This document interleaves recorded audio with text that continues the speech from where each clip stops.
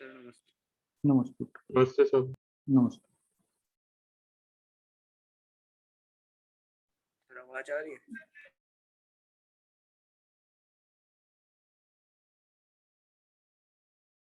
मैंने कल तुम लोगों को भाई वो दिया था एक कि अगर प्लेन मिरर रोटेट होता है थीटा से तो रिफ्लेक्टेड रेट, वो तुमने किसी ने किया ही नहीं। बस एक 10th वाली लड़की है, उसने करके फोटो सेंड कर दी। तुम सब अपना साहब हो, तुम करते ही नहीं काम। बताओ क्या कर। मैंने डायग्राम से किया था वो। नहीं बनाना तो रे डायग्राम ही पड़ेगा, वो सबका ही बनाना पड़ेगा। पर तुम ये सोचो कि तुम्हारी रिस्पॉन्सिबिलिटी ज्यादा है या जो लड़की 10th में पढ़ रही है उसकी ज्यादा है। मतलब 12th का काम सर 10th मैंने में कर रही है सर मैंने किया तो था पर मैं भेजना भूल गया था। चलो कोई नहीं। देखो, लॉज ऑफ रिफ्लेक्शन में एक तो ये पता है सबको ही कि भाई अगर जैसे हम प्लेन मिरर बना रहे हैं तो जो इंसिडेंट रे है, जो रिफ्लेक्टेड रे है, और जो normal to the reflecting surface, ये सब तीनों एक ही प्लेन में होते हैं। ये इंसिडेंट रे, ये रिफ्लेक्टेड रे, ये normal to the reflecting surface, ये सब एक ही प्लेन में होते हैं। एग्री हो ना इस बात से? हाँ सर। दूसरा, angle of incidence, sorry, incident ray और normal to the reflecting surface के बीच में जो एंगल है आई, वो एंगल ऑफ इंसिडेंस है। और normal to the reflecting surface और रिफ्लेक्टेड रे के बीच में जो एंगल है आर, वो रिफ्लेक्ट एंगल ऑफ रिफ्लेक्शन है। ये दोनों भी सेम होते हैं। Yes sir. तीसरा, ये बात ध्यान रखनी, मतलब ये सब चीजें रे डायग्राम बनाने में यूज होती है कि जब रिफ्लेक्टिंग बाउंड्री के ऊपर कोई रे परपेंडिकुलर डायरेक्शन में इंसिडेंट होती है, तो जैसे वो परपेंडिकुलर डायरेक्शन में इंसिडेंट होगी तो भाई वो क्या होगी, वो उसी पाथ से वापस चली जाएगी। ठीक है? Yes sir. तो इंसिडेंट रे भी उसी पाथ से आ रही है, उसी पाथ से रिफ्लेक्टेड रे। इस चीज का ध्यान हम लोग उसमें भी रखेंगे, जो कॉनकेव और कॉन्वेक्स मिरर नहीं होता, हाँ उसमें सर। जो भी जो भी लाइन इस मिरर के सेंटर ऑफ कर्वेचर से जाएगी वो उसके लिए रेडियस होगी उस स्फेयर के लिए, जिस स्फेयर को यूज करके हमने ये कॉनकेव मिरर बनाया, कॉन्वेक्स मिरर बनाया। तो अगर उस लाइन के अलोंग कोई इंसिडेंट रे होती है तो वो रिफ्लेक्ट हो जाती है उसी जगह, उसी पाथ से। समझ गए ना? हाँ सर। जैसे अगर ये हमारे पास कॉन्वेक्स मिरर है तो जो इसका सेंटर ऑफ कर्वेचर है, अगर उसकी तरफ कोई रे इंसिडेंट है सेंटर ऑफ कर्वेचर की तरफ, तो वो चूंकि सरफेस पे परपेंडिकुलर है तो वो भी वापस हो जाएगी। बस तुम्हें ये याद रखना है कि हमेशा रिफ्लेक्टिंग सरफेस के ऊपर जो इंसिडेंट रे है अगर वो परपेंडिकुलर है तो वो अपने पाथ को रिट्रेस कर लेती है। ठीक है।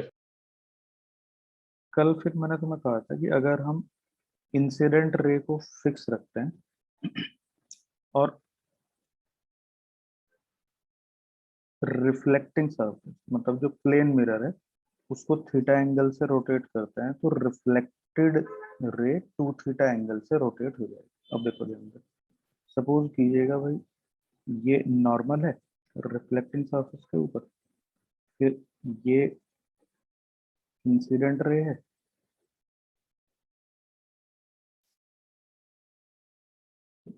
ये रिफ्लेक्टेड। तुम्हें क्या करना है कि इंसिडेंट रे को फिक्स रखना है।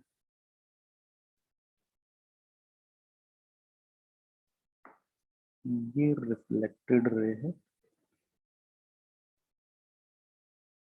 ये नॉर्मल।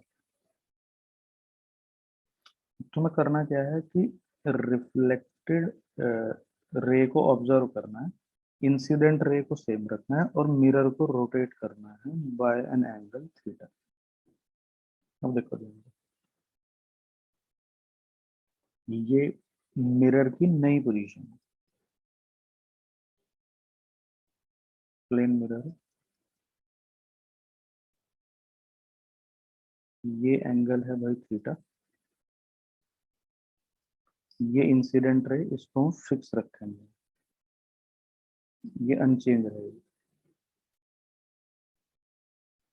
अब देखो, हम एंगल ऑफ इंसिडेंस को एंगल ऑफ रिफ्लेक्शन के इक्वल कहते हैं, और एंगल ऑफ इंसिडेंस और एंगल ऑफ रिफ्लेक्शन जो है वो normal to the reflecting surface से हम मेजर करते हैं।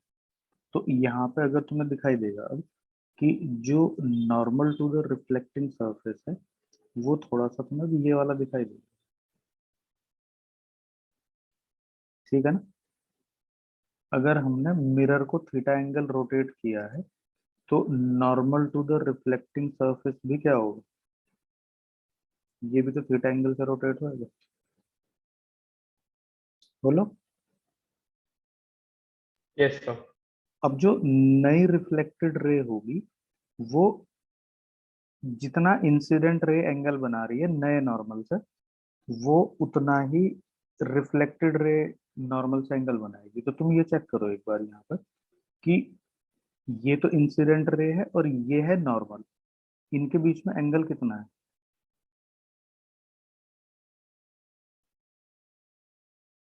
भाई ये एंगल कितना है, ये आई तो है ये। बोलो। Yes sir. अगर तुम ऊपर से कंफ्यूज हो रहे हो ना थोड़े से, यहाँ से ये एंगल आर तो भाई आगे तक है पूरा वहां तक, मतलब जो पुरानी रिफ्लेक्टेड लाइट थी और नॉर्मल के बीच में था ये तो एंगल आर। तो ये देखो, ये वाला एंगल जो है ये कितना है आई, और ये कितना है थीटा। बोलो। हाँ सर। तो इंसिडेंट रे और जो नॉर्मल की नई पोजीशन है उसके बीच में कितना एंगल हो गया, आई प्लस थीटा नहीं होगा। Yes sir. तो अब नॉर्मल से जो रिफ्लेक्टेड रे है वो भी तो आई प्लस थीटा एंगल ही बनाएगी। बोलो। Yes sir. Yes. Yes sir. तो क्या अब ये नई सिचुएशन नहीं, तो है ये सर। ये जो ये वाला एंगल है ये कितना है, ये आई प्लस आई थीटा। प्लस थीटा नहीं है, ये न्यू रिफ्लेक्टेड लाइट है।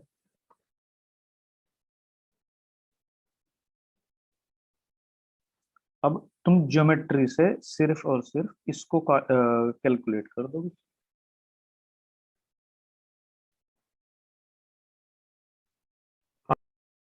नहीं देख सकते करके। कर सकते हैं सर। टू थीटा आएगा,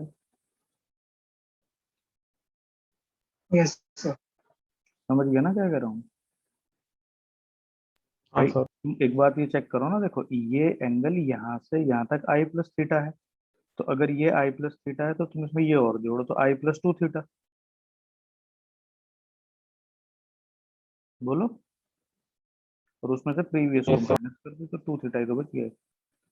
हाँ सर।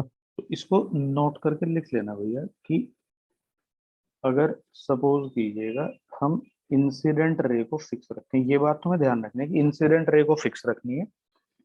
प्लेन मिरर के केस में ये यूज हो रहा है सर। प्लेन मिरर को अगर हम थीटा एंगल रोटेट कर रहे हैं तो रिफ्लेक्टेड रे अपनी ओरिजिनल डायरेक्शन से, ये इसकी ओरिजिनल डायरेक्शन थी, ये नई डायरेक्शन है, तो ये टू थीटा रिफ्लेक्ट हो जाती है। और इसका मतलब जो बहुत ज्यादा सेंसिटिव इक्विपमेंट्स होते हैं लेबोरेटरी में, जब हम उनका प्रिसीजन वगैरह करते हैं तो हम इस तरह की प्रॉपर्टी का यूज करते हैं। एक डेड बीट गैल्वेनोमीटर होता है, तुम्हें नहीं पता उसके बारे में। उसमें हम लोग क्या करते हैं कि हम एक मिरर को सस्पेंड कर देते हैं, फिर उसके ऊपर लाइट इंसिडेंट करते हैं, लाइट इंसिडेंट करके तो उसमें उसी का यूज करते हैं कि जब ये टू थीटा रोटेट होएगी रे जो है, जब ये मिरर थीटा एंगल रोटेट होता है तो कुछ सेंसिटिव टाइप के इक्विपमेंट है उसमें हम इस प्रिंसिपल का यूज करते हैं लैब में।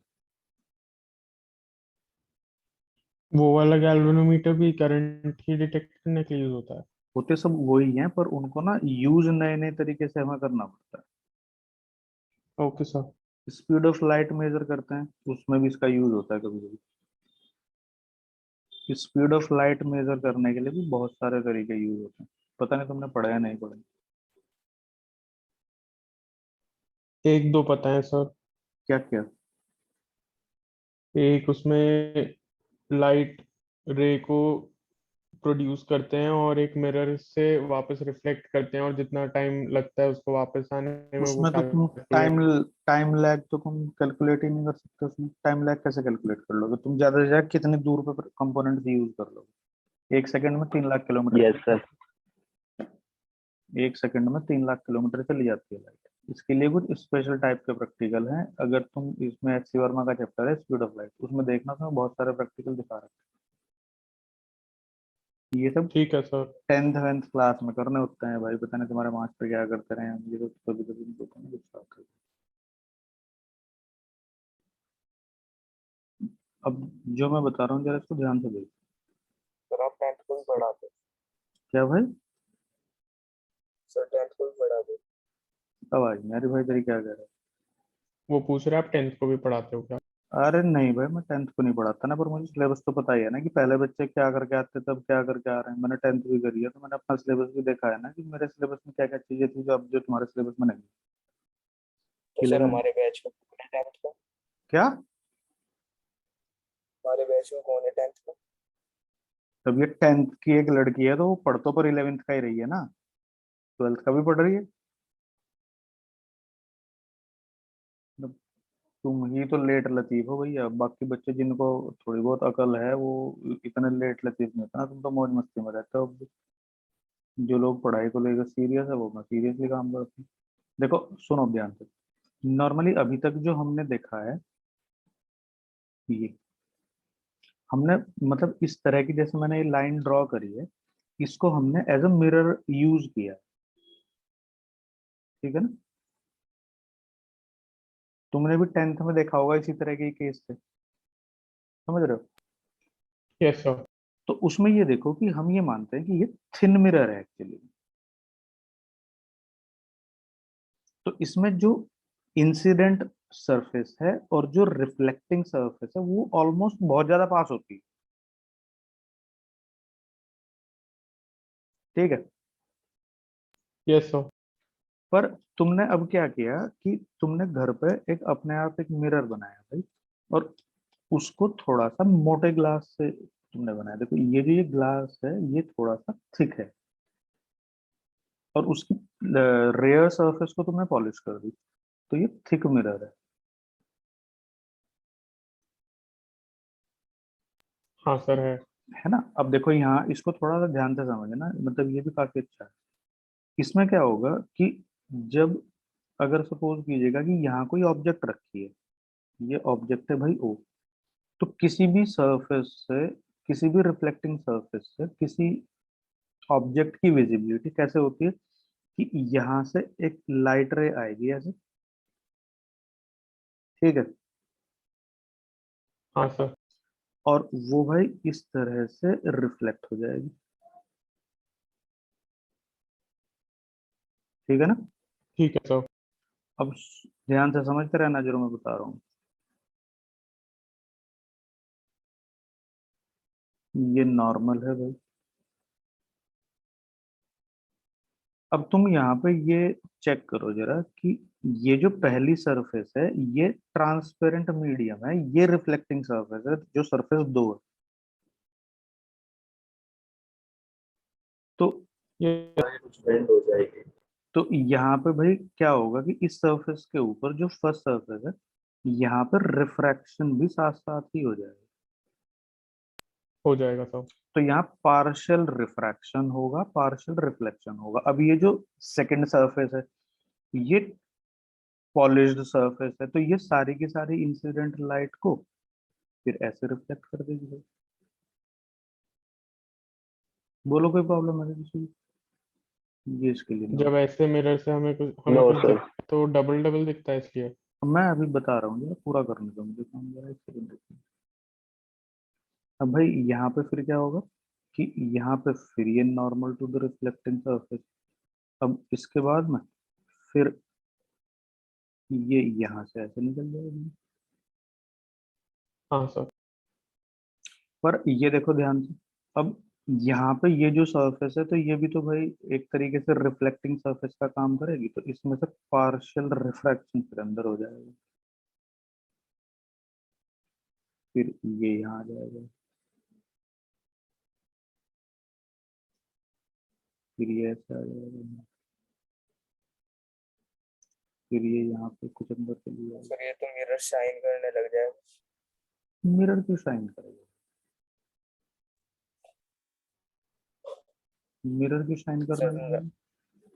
कुछ लाइट तो सर अंदर ही रह रही है ना थोड़े अन- टाइम के लिए। अब तो अंदर कहाँ रह रही है, वो फाइनली बाहर ही तो आ रही है।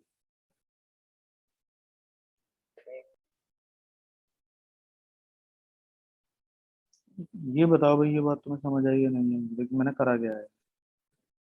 आ गया सर। अब तुम जरा बहुत ध्यान से समझना जो मैं तुम्हें बता रहा हूँ। देखो ये जो लाइट है, थोड़ा हाईलाइट कर देता हूँ, मैं इस लाइट रे की बात कर रहा हूँ, इसकी।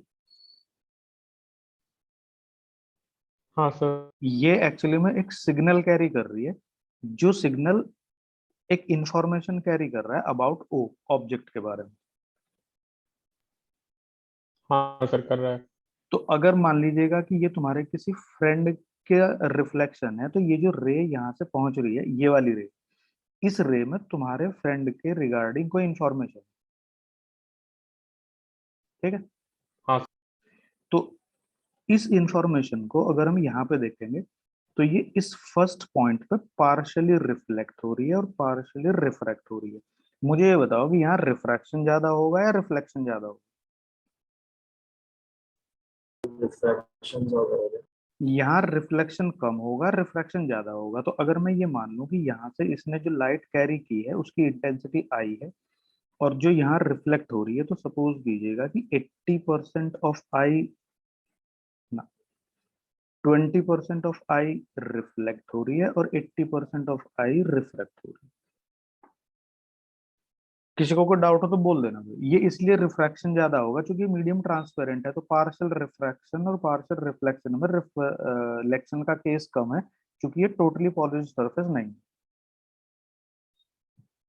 सर, ये अंदर की तरफ से कैसे रिफ्लेक्शन हो रही है, मुझे ये नहीं समझ आ। अंदर से कहाँ से? मतलब थिक मिरर की जो अंदर वाली सरफेस है उस पे। ये दूसरी सरफेस को तो हमने पॉलिश कर रखा है ना भाई, तो ये अब सारी की सारी लाइट रिफ्लेक्ट हो जाएगी वहां, तो वो तो पॉलिश सरफेस है, पीछे पॉलिश तो कर रखी है उसके यहाँ। नहीं सर, जिधर रिफ्रैक्शन हो रहा है ना यहाँ उस पे ये, वाली सरफेस। हाँ सर, यहाँ पे इस सरफेस पे। रिफ्रैक्शन ये अंदर की तरफ, तो जब हम किसी ट्रांसपेरेंट मीडियम में से लाइट को इंसिडेंट करते हैं ऐसे, तो स्नेल लॉ नहीं पढ़ा तुमने कि लाइट ऐसे अपने पाथ को डेविएट करके अंदर घुस जाती बड़ा है ये सर। रिफ्रैक्शन तो पड़ा है सर। है? फिर ये अंदर की तरफ फिर वापस रिफ्लेक्ट भी तो हो रही है ना। ये वाली, हाँ सर। तो ये तो पॉलिश सरफेस होगी ना पीछे, अब तो ये प्लेन मिरर हो गया, ये तो सारी इंसिडेंट लाइट को रिफ्लेक्ट कर देगा। जो आपने अभी बताई इससे अगले वाली रिफ्लेक्ट हो रही है जो। मतलब तुम इसको ही तो कह रहे हो ना कि ये जो यहाँ से रिफ्लेक्ट हो रही है इससे, नहीं, और जो इसके साइड वाली सरफेस है उससे। ये वाली, ये नहीं, ये इंटरनल रिफ्लेक्शन भी तो हो रही है ना सर। इंटरनल तो कहीं भी नहीं हो रही। देखो ये पहला पॉइंट है, ये वाला, इस पर ये लाइट इंसिडेंट हुई, इससे पार्शियली रिफ्लेक्ट हुई और पार्शियली रिफ्रैक्ट हुई। सो जब वो रिफ्रैक्ट होके सेकंड बाहर आ पॉइंट रही है है, ना। वो दोबारा रिफ्रैक्ट क्यों हो रही है अंदर? यहाँ मतलब यहाँ दोबारा पर, रिफ्लेक्ट क्यों हो रही है? यहाँ पर, हाँ, इसके बाद सर वो यहाँ पे दोबारा रिफ्लेक्ट हो जा रही है रही ना। है। तो यहाँ पे भाई ये वाला फिनोमिना दोबारा से लग रहा है कि जब किसी ट्रांसपेरेंट मीडियम के ऊपर तुम लाइट इंसिडेंट करते हो, तो पार्शियली रिफ्लेक्ट होएगी, पार्शियली रिफ्रैक्ट होएगी। हाँ सर, यहाँ पे पार्शली रिफ्लेक्ट कैसे हो रही है? ये यस सर। तुम्हारी टेबल पे कोई वो पड़ा है, कोई मतलब ट्रांसपेरेंट ग्लास, स्केल है एक। स्केल नहीं, अपने टेबल के ऊपर ट्रांसपेरेंट ग्लास कोई रखो, तो तुम देखना साइड से, तो तुम्हें आसपास की दीवारें उसमें दिखने लगती। ठीक है सर। मतलब किसी भी पॉलिश्ड जो भी ग्लास लाइक स्ट्रक्चर है, अरे तुमने कभी देखा नहीं क्या कि मतलब जो गाड़ी की विंड स्क्रीन, हाँ सर। तुम उसके सामने खड़े हो जाओ, मतलब थोड़ा सा एक साइड में को, तो तुम्हें आसपास की चीजें नहीं दिखना शुरू हो जाती क्या? दिखती है सर। तो इसका मतलब जो लाइट आसपास की चीजों से स्ट्राइक कर रही है, वो वापस उसको रिफ्लेक्ट करके तुम्हारे पास भेज रही है। और कुछ कुछ जब थोड़ा ज्यादा गौर से देखोगे, तो अंदर की भी चीजें दिखाई देने लगती हैं गाड़ी की। हाँ सर। इसका मतलब अंदर की भी लाइट बाहर आ रही है और बाहर की भी आ रही है। तो मतलब जो चीजें ट्रांसपेरेंट है वो भी रिफ्लेक्ट करती हैं कुछ। हाँ, मतलब जो चीजें ट्रांसपेरेंट होती हैं वो पार्शियल, वो सारी लाइट को एक्चुअली परफेक्ट रिफ्लेक्टर नहीं होते, परफेक्ट एब्जॉर्ब करने वाली चीजें नहीं है। सब चीजें दोनों काम, तीनों काम करती हैं। पार्शल होती है मतलब। हाँ, ठीक है पार्शली सर। ट्रांसमिट कर देती है कुछ लाइट को, पार्शली रिफ्लेक्ट कर देती है, पार्शली एब्जॉर्ब कर लेती है। समझ सब गया काम सर। चलता रहता है धीरे धीरे। तो मैं तुम्हारे से ये पूछ रहा था कि भाई यहाँ से जो ये लाइट आ रही है ओ से, इसकी इंटेंसिटी आई है, तो इस फर्स्ट सरफेस पे चूंकि ये ट्रांसपेरेंट मीडियम है, तो more likely to be refract than reflect.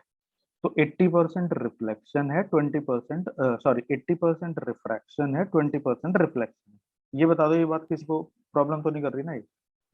नहीं करी सर। अब ये यहाँ से इस 80% को, ये चूंकि पॉलिश सरफेस है, तो ये पूरा का पूरा रिफ्लेक्ट कर देगी। ये पूरा का पूरा 80% ऑफ आई का कंटेंट है इसमें। Yes sir. अब जब ये यहाँ पहुंचेगी इस जगह, तो यहाँ फिर इसी तरह देखो, तो इसमें क्या होगा? मान लो हम एक एजम्पशन ले लेते हैं, वैसे ऐसा होता नहीं, कभी तुम सोचो कि बिल्कुल एज इट इज 80% ही होता है, मतलब हम ऐसे एजम्पशन ले रहे हैं। तो हाँ यहाँ पे भी भाई 80% रिफ्लेक्स रिफ्रैक्शन होगा, 20% रिफ्लेक्शन होगा। बोलो। ठीक है सर। तो अब तुम ये देखो यहाँ पे कि 80% आई का, फिर दोबारा से 80%,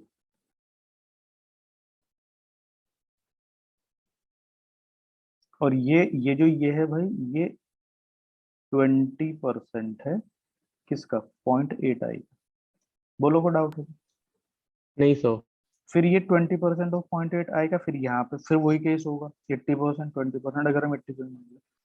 तो तुम ये बताओ कि ये जो ये फर्स्ट रे है, ये जो सेकंड रे है, ये जो थर्ड रे है, ये जो फोर्थ रे है, एक्चुअली में ये रे कौन सी इंफॉर्मेशन कैरी कर रही है अपने साथ? जो फ्रेंड की इंफॉर्मेशन थी। मतलब जो इस ऑब्जेक्ट ओ की इंफॉर्मेशन है, ये सारी उसको कैरी कर रही है। हाँ सर। तो अगर तुम्हारी आंख पे ये वाली ऑब्जेक्ट से ये वाली रे पहुंचती है, तो तुम्हें इसकी इमेज पीछे दिखाई देगी। अगर तुम्हारी आंख पे 2 नंबर वाली रे पहुंच रही है, तो तुम्हें इमेज दिखाई देगी। अगर तुम्हारी आंख पे ये 3 नंबर वाली रे दिखाई दे रही है, तो तुम्हें ओ की इमेज दिखाई देगी। अगर तुम्हारी आंख पे 4 नंबर वाली रे पहुंचे, तो भी तुम्हें ओ की इमेज दिखाई देगी। देगी सर। समझ रहे हो ना? मतलब ये सारी की सारी जो रिफ्लेक्टेड और रिफ्रैक्ट होने के बाद में ये जितनी भी रेज यहाँ वापस आ रही है, इन सब में इंफॉर्मेशन है ओ की। तो जो भी तुम्हारे ब्रेन को रिसीव हो जाएगी, वही ओ के बारे में इंफॉर्मेशन तुम्हें बताएगी। Yes sir. तो इसमें सबसे ज्यादा इंटेंसिटी अगर हम देखें, तो तुम मुझे ये बता दो कि इन सब में सबसे ज्यादा इंटेंसिटी कौन सी रिफ्लेक्टेड रे में है? रेवन। हम्म फर्स्ट वाली में। इसमें है, इसमें सेकंड वाली में। क्यों? ये तो 20% है आई, वो है 80% ऑफ 0.8 आई, और इसके बाद तो सब 20% के 80% है। हाँ सर, सेकंड वाली। तुम्हारी आंखों के सामने ही तो है। नहीं समझ आया? सर हाँ, सर ये दोबारा से बता दो इंटेंसिटी, मतलब जैसे 20% और 80% ऐसा है इनकी। नहीं भाई, ऐसा हमने एक एजम्पशन ले लिया कि जैसे अगर सपोज कीजिएगा कि जैसे तुम खाना खा रहे हो, ये तुम्हारी प्लेट है खाना खाने की, तो कुछ फूड पार्टिकल्स नीचे भी तो गिर जाते हैं। एक बार रिपीट कर दो सर, नेट चला गया था। मैं कह रहा हूँ भाई, अगर तुम खाना खा रहे हो, तो खाने की प्लेट में से कुछ फूड पार्टिकल्स नीचे भी तो गिर जाते हैं। हाँ सर। तो तुम मुझे ये बताओ, जब तुम खाना खा रहे हो भैया, ज्यादा खाओगे कि गिराओगे? ज्यादा खाएंगे। खा मतलब लेंगे हम सर। कोशिश करते हैं भैया 90% खा लेंगे, 5-10% जो कुछ वेस्ट हो जाएगा, कुछ छूट जाएगा, कुछ नीचे गिर जाएगा, ऐसा ही तो होता है। हाँ सर। तो इसी तरह से मैंने एक जनरल सा एजम्पशन लिया है कि अगर हमारे पास एक इस तरह का कोई ट्रांसपेरेंट मीडियम है, इसके ऊपर एक लाइट इंसिडेंट होती है, तो यहाँ पे ज्यादा लाइट अंदर रिफ्रैक्ट होएगी, कम लाइट बाहर रिफ्लेक्ट होएगी।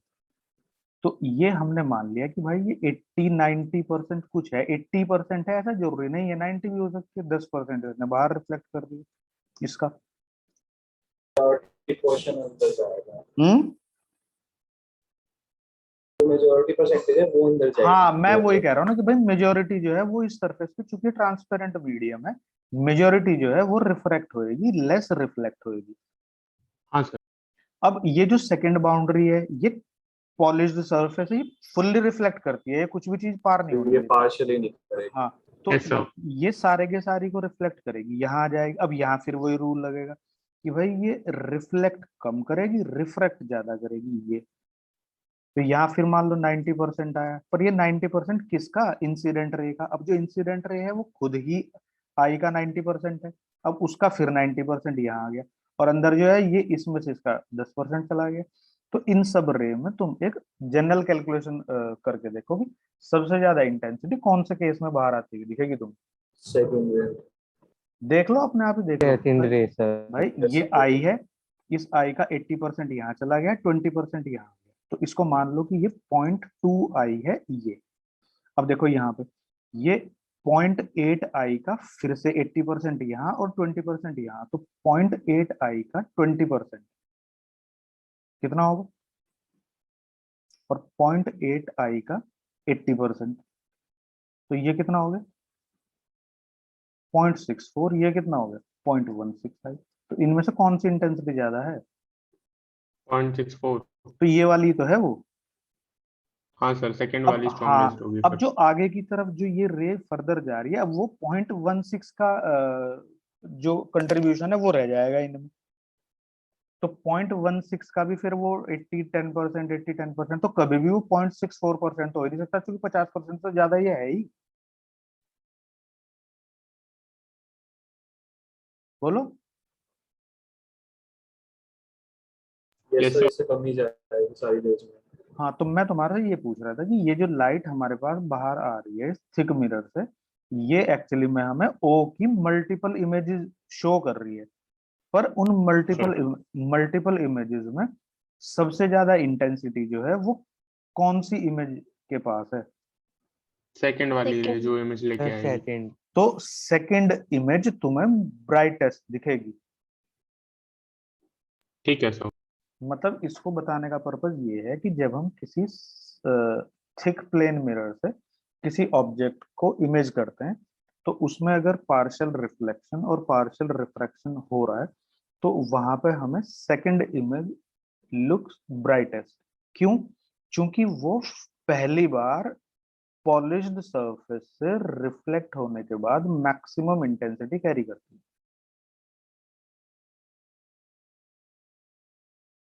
बोल दो भाई, किसी को डाउट हो तो। हम्म, नहीं सर। No sir. पक्का नहीं है ना? हाँ sir. ठीक। अब ध्यान से सुनो जरा। अब यहाँ पे हम दो केस करेंगे यार। फिर अपने पास एक प्लेन मिरर है,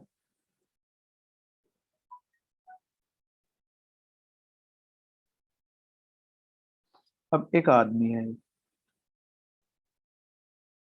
इस तरह से है ना, तो इसको अपनी इमेज देखनी है इसमें। तो अगर सपोज कीजिएगा इसकी हाइट है h, तो इस प्लेन मिरर की लेंथ कितनी होनी चाहिए? पता है कुछ? h/2। अपने से आधे लेंथ की मिरर से वो अपनी कंप्लीट इमेज देख लेता है। तुमने नहीं पढ़ा है? पढ़ा है सर 10th में। हाँ, तो पढ़ा है मतलब सर।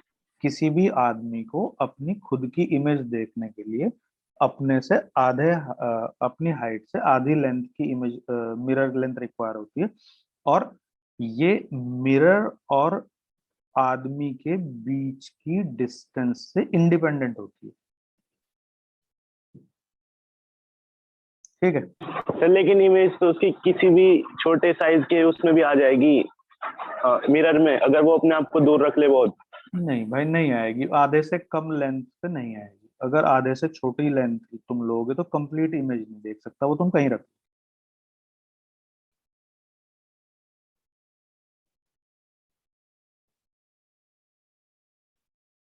ठीक है? ठीक है सर। अब दूसरा केस ये है कि जैसे ये मैं कराऊंगा, अभी इसका प्रूफ भी कराऊंगा। जैसे एक आदमी यहाँ पे है, तो ये आदमी मान लो फ्लोर पे खड़ा है, तो एक्चुअली में कर क्या रहा है कि इसके पीछे एक दीवार है। ये, मतलब तुम्हारा जो रूम है उसकी दो पैरेलल वॉल्स हैं। ठीक है सर। एक वॉल के ऊपर प्लेन मिरर माउंटेड है और एक पीछे वाली दीवार है, उस पर कोई पेंटिंग है यहाँ पे। तो अब तुम कर क्या रहे हो कि इस मिरर की हेल्प से तुम इस दीवार को देख रहे हो।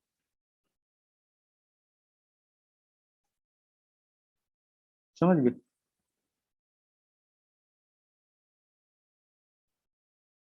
नहीं समझ आया?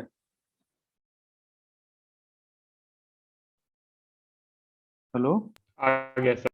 मतलब तुम सामने वाली दीवार पे मिरर लटका के उस मिरर में पीछे वाली वॉल को देख रहे हो। हाँ सर। तो एक केस ये बनेगा। तो इस ये इंपॉर्टेंट है भाई, थोड़ा सा समझ लेना। इनके ऊपर ना न्यूमेरिकल आते हैं बहुत सारे, और जो मैं तुम्हें आगे कराऊंगा ये मल्टीपल रिफ्लेक्शन वगैरह के केस। तो ये भी ध्यान रख लेना, इन पे 3-3 नंबर के न्यूमेरिकल ऐसे आते हैं कि वो 1-1 सेकंड में हो जाते हैं, अगर तुम्हें ठीक से चीज जाती है, नहीं तो तुम्हारे से हो ही नहीं, तुम कितनी कोशिश करो। अब देखो ध्यान से, जैसे ये प्लेन मिरर है, इस प्लेन मिरर में अगर ये कोई आदमी, ये आदमी का हेड है, ये इसका फुट है, ये भाई इसकी यहाँ पे इस आदमी की जो आई है।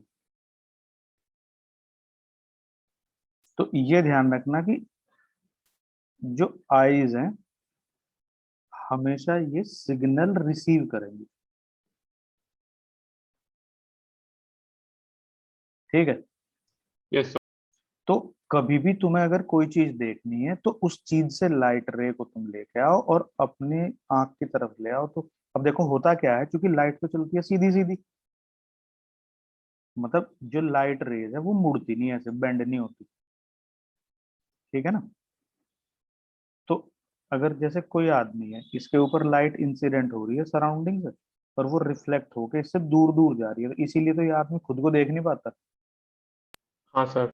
अब हम सामने अगर प्लेन मिरर लगा दें तो इन रेज को हम मोड़ के प्लेन मिरर की हेल्प से अपनी आंख पे भेज देते हैं, तो वापस हमें अपनी इमेज दिखने लगती है। दिखती है। मतलब हम कभी भी लाइट को नहीं देखते, ये बात ध्यान रखते हैं। लाइट सराउंडिंग को देखने में हमारी हेल्प करती है, लाइट विजिबल नहीं होती। लाइट के थ्रू हम देखते हैं रिफ्लेक्शन होता हाँ। है। अब देखो, अब हमें अगर मान लीजिएगा यहाँ पे अपना हेड देखना है, यहाँ देखना, तो हेड से एक लाइट रे निकलेगी ऐसे, और वो रिफ्लेक्शन के बाद में अपनी आंख पे पहुंच रही होगी। आंख यहाँ नहीं बनानी पड़ेगी भाई, इस तरह से। ठीक है सर। अब मान लीजिएगा कि इस आदमी को फिर अपने पैरों को देखना है, तो भाई इसके पैरों से रेज निकलेंगे ऐसे, और फिर ये रिफ्लेक्शन के बाद दोबारा इसकी आंख पे चली जाएगी। समझ गए ना? हाँ सर। तो अब तुम देखो ध्यान से कि टॉप मोस्ट पॉइंट है आदमी का हेड, और लोएस्ट पॉइंट है फुट। तो lowest point of person lowest point of mirror से रिफ्लेक्टेड है, और highest point of person highest point of mirror से रिफ्लेक्टेड है, और आंख पे पहुंच रहा है। सही है ना? Yes sir. तो इसके बीच में जितने भी उसकी बॉडी के पॉइंट्स होंगे, मिरर के बीच के पार्ट से रिफ्लेक्ट होके उसकी आंख पे पहुंचते रहेंगे। हाँ सर। तो वो आदमी सब कुछ अपने आप को खुद को देखता रहेगा। देख लेगा। तो यहाँ पे भाई ये दो ट्राइंगल हम बना लेंगे, एक ये और एक ये। अब देखो, ये एंगल ऑफ इंसिडेंस है, ये एंगल ऑफ रिफ्लेक्शन है, दोनों सेम होंगे तो ये दोनों हाइट सेम होंगी। इतना तो 10th में पढ़ के आए होंगे। ये दोनों एंगल सेम है तो ये दोनों सेम होंगे। तो इसको हम लोग एच मान लेते हैं, इसको हम कैपिटल एच मान लेते हैं। अब इसको जरा एक बार घर से प्रूव करके लाओ कि ये h/2 की रिक्वायरमेंट होती है। ठीक है? ठीक है सर। फिर कल मैं दूसरे वाला केस भी और ये दोनों करा दूंगा। मतलब कोशिश करो कि चीजें तुम्हें खुद से होने लगे, क्योंकि तुम्हें खुद अगर कर पाओगे तो थोड़ा सा ज्यादा अच्छा है भाई। मतलब नकल उतारने से तो कोई फायदा नहीं। अब देखो 10th वाली लड़की है, ये तुम्हारे से जल्दी रिस्पॉन्ड करती है, सारा काम करके लाती है, तो थोड़ा बहुत अपने जूनियर से सीख लो। ठीक है, यस सर। Yes sir. चलो कल मिलेंगे भाई। सर इसके आगे के नोट्स भेज देना आप। मैंने कहाँ तक सेंड सर किया? 234 तक। 234, ठीक है मैं भेज दूंगा। सर आप ऑफलाइन के लिए कुछ सोच रहे हो क्या अभी? हाँ भाई, मैं ये सोच रहा हूँ कि अभी ऑफलाइन में ना तुम्हारा पहले टेस्ट कंडक्ट करना शुरू करेंगे, वीक में टेस्ट ले लिया करेंगे, और तुम्हारा कुछ प्रॉब्लम ऐसी हुआ करेंगे तुम्हें ऑनलाइन समझ नहीं आती तो मैं ऑफलाइन करा दूँ। Okay sir. ठीक है। Okay sir.